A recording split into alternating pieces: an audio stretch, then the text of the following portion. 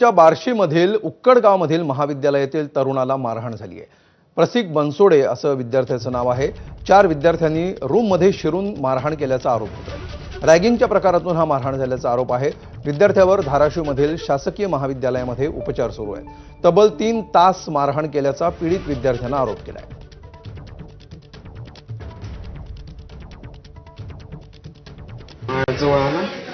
कांड्या मारायला चालू केलं। एका साईडला दुसऱ्या एका साईडला ह्या साईडला 60-70 कांड्या मारल्या मला कंटिन्यू।